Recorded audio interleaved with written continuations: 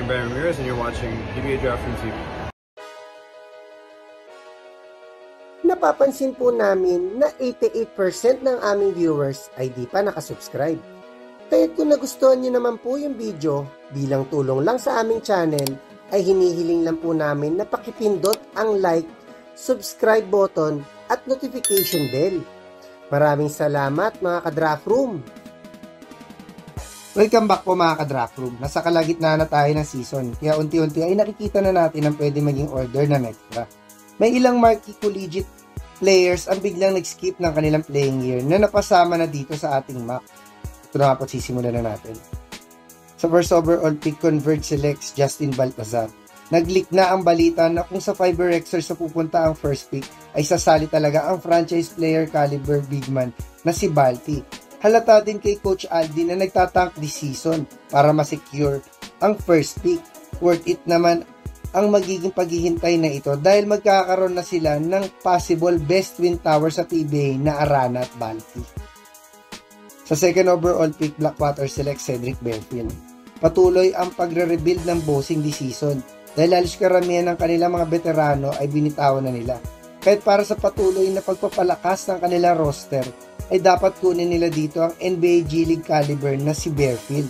Pagkakaroon na ng talagang go-to guy scorer si Coach Jeffrey na pwedeng magpapasok na sa kanila sa quarterfinals. Imagine na lang kung gaano ka-deadly ang scoring wing tandem ng David at Bearfield. Sa third pick ng first round, NLEX select si CJ Lane.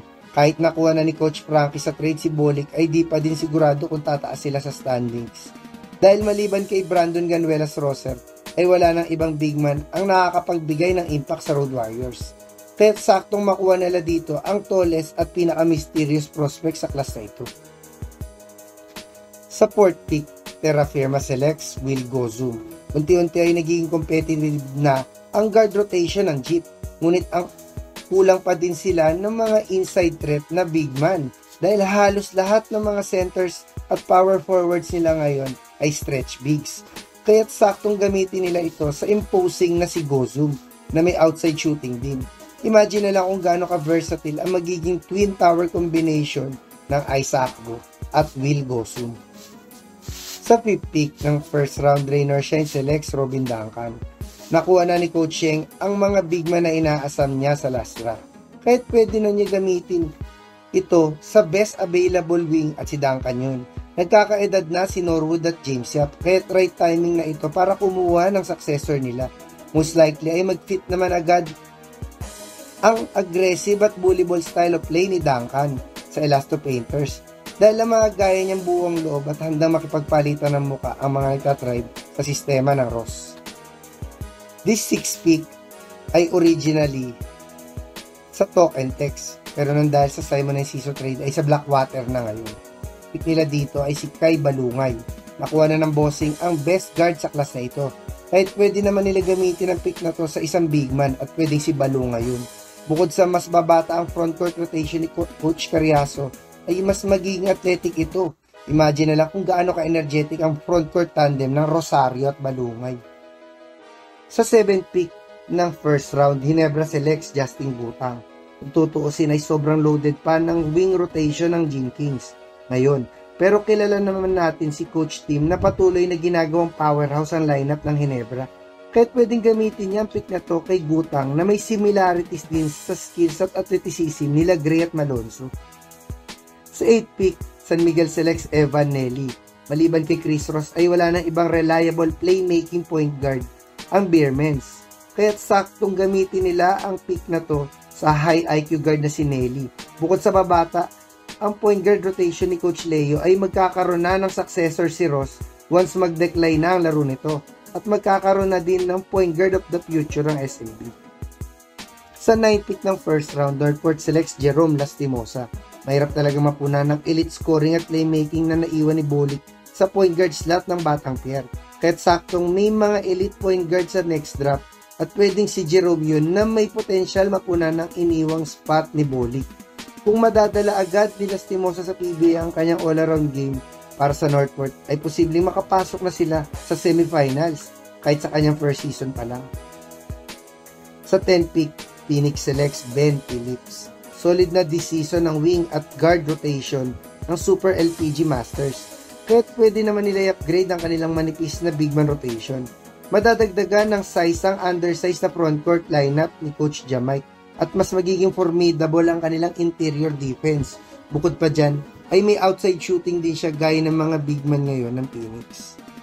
Sa 11th pick ng first round, Meralco selects Kobe Paras. Loaded na ang wing rotation ng Bolts. Pero kung aabot pa dito, ang elite wing na si Kobe ay still na itong maituturing. Bukod sa magkakaroon ng dagdag wing scoring si Coach Trillo, ay magiging most athletic din si Kobe sa lineup ng Bolts. Siya din ang magiging tallest wing sa Meralco. Sa 12th pick, Magnolia selects Lawrence Domingo. Kung tutusin ay loaded pa sa lahat ng posisyon ng Chicken Templados. Pero mahirap palagpasin dito ang energetic forward na si Domingo. Bukod sa magkakaroon ng dagdag hustle player si Coach Chito, ay pwedeng maging fallback ang game changer din na si Domingo tuwing hindi available ang injury prone ng si Abueva. This first pick ng second round ay original sa Converge, pero ngayon ay sa Rain or Shine na. At ang pick nila dito ay si Brandon Ramirez. Patuloy na pinababata ni Coach Yeng ang big man rotation ng Elasto Painters. Kahit kung available pa dito ang burly big man, ay saktong kunin nila ito na sure na magtatrend sa sistema nila dahil sa kanyang 3-point shooting. Pwede rin siya mentoran ni Belga at maging next generation extra Rice Corporation. This second pick ay originally sa Blackwater, pero ngayon ay sa NLEX na. At ang pick nila dito ay si CJ Cancino. Kung magiging malalim ang next draft ay posibleng umabot dito ang all-around guard. Mas dadami ang options ni Coach Frankie na outside shooting, wing. Imagine na lang kung gaano ka-deadly ang magiging scoring tandem ng Bolik at Cancino.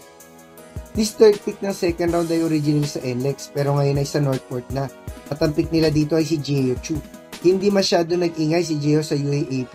Ito ay dahil sa team play system ni Coach Tab.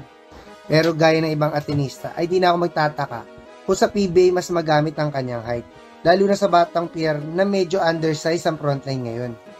Sa fourth pick na Rapierma selects David Penny. Unti-unti nagiging competitive na ang guard rotation ng Jeep dahil sa pagkakadagdag nila last drop ng dalawang field foreigners sa first round. Kaya pwedeng kunin naman nila dito ang isa pang talented field foreigner na si Penny. Imagine na lang kung gaano ka-explosive ang magiging guard tandem ng Holt at Penny. Sa fifth pick ng second round, Rain or Shine selects LJ Gonzalez.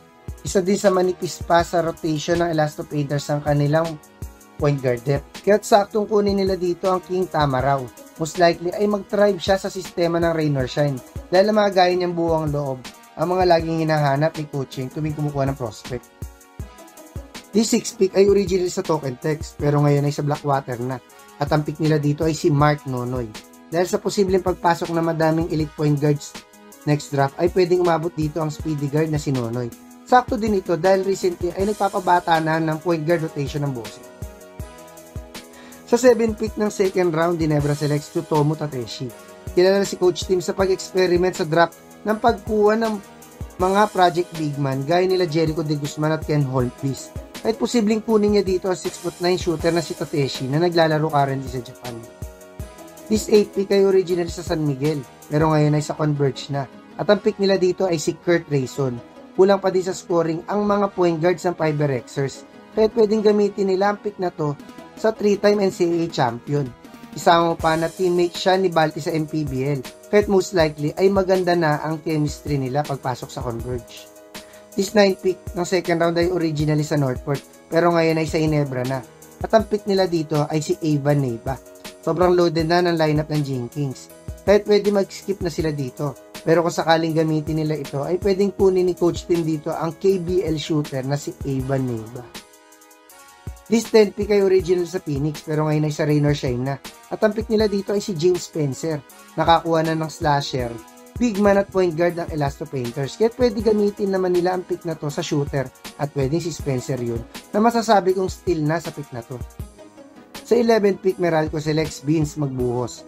Maliban sa wing rotation ay dapat din palalimin ng Bolts ang kanilang big man depth para makakompete uli sa mga powerhouse team sa PBA. Magiging solid addition talaga ang stretch big man na si Magbuhos sa unti-unting nagiging competitive team ni Coach Trillo. Sa last pick ng second round, Magnolia selects Mike Malonzo. Hindi na tayo sure kung gagamitin pa ng chicken templado sa pick na to. Pero kung sakali man kumuha pa sila dito ay pwedeng si Malonzo yun. May napakalaking similarities kay Jackson Corpus. Madami ang pwedeng mabago sa ating mock draft. Lalo pa pag nagbago ang standing ngayon sa PBA. At inaantay din po natin ang mga overseas players na magde-declare pa para sa next draft. Hanggang sa susunod na lang mga ka-draft room.